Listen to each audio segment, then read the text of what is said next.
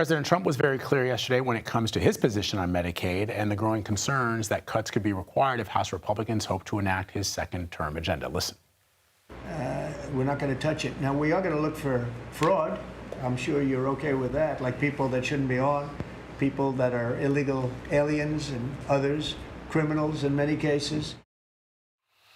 All right, CBS News congressional reporter Taurean Small is live on Capitol Hill. Taurean, have the president or anybody associated with these cuts that they say aren't coming to Medicaid, but if you take a look at the budget that they are proposing, it looks like you would have to cut some $800 billion in Medicaid. Have they provided any proof that illegal aliens or are receiving Medicaid benefits?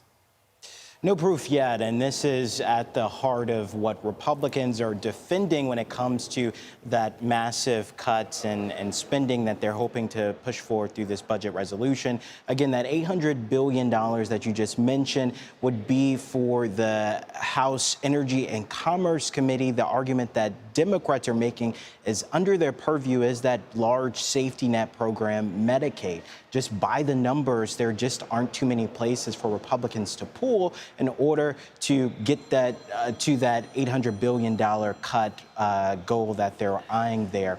What we're hearing Republicans now say, though, especially Speaker Johnson, after he, I should also mention, held a press conference earlier this week saying that there's quite a bit of fraud and waste in the Medicaid program. He met with the president yesterday at the White House, came back and said he's in line with what the president is saying about not touching Medicaid. This is what he had to say. The White House has made a commitment. The president said over and over and over, we're not going to touch Social Security, Medicare, or Medicaid. We've made the same commitment. Now, that said, what we are going to do is go into those programs and carve out the fraud, waste, and abuse and find efficiencies. So he's looking here to kind of have it both ways, right? To still find in Medicaid that fraud, waste, and abuse and use that as a reason to make some slashes or cuts to that program. This comes at the same time as Democrats are holding this intense pressure campaign on Republicans, really focusing on messaging for the next 2 years, saying Republicans on the trail said they were going to leave alone these safety net programs. Now they're coming around that they have control of the House, the Senate, the White House, and they're looking to make these slashes. This is what you voted for.